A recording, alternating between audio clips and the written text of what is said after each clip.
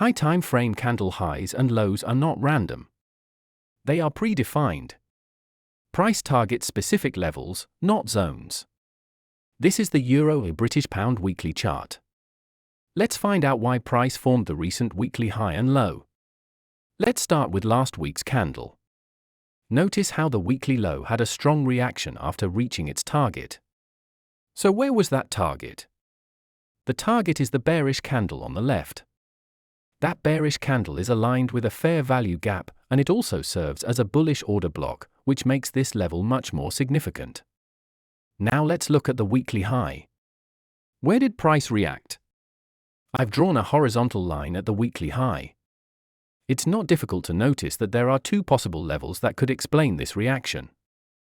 The first candidate is the low of this candle marked by the red arrow. The second candidate is the opening price of the bullish candle. Both are valid candidates, but which one is the actual reason? Let's think about it this way.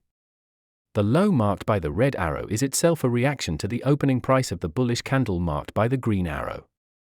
That explains why price turned at the red arrow.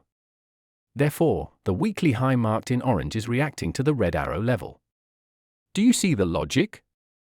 Next, let's look at the previous weekly high. Why did price stop exactly there?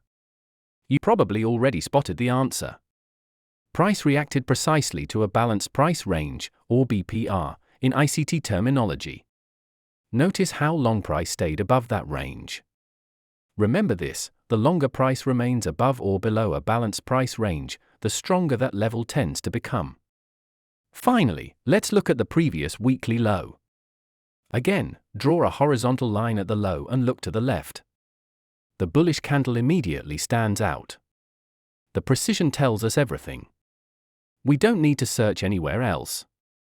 The low of that bullish candle aligns perfectly with a volume imbalance, using ICT terminology. To summarize, we've studied 5 important levels.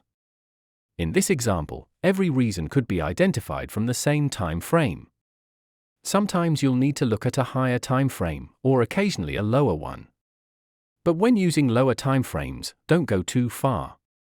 For example, if you're trying to explain a weekly high or low, using a 5-minute, 15-minute, or even 1-hour chart may lead you to the wrong conclusion. Always remember that the true reason behind a price move usually exists in the appropriate time frame. I hope you found today's session useful. Thanks for watching, and I'll see you in the next one.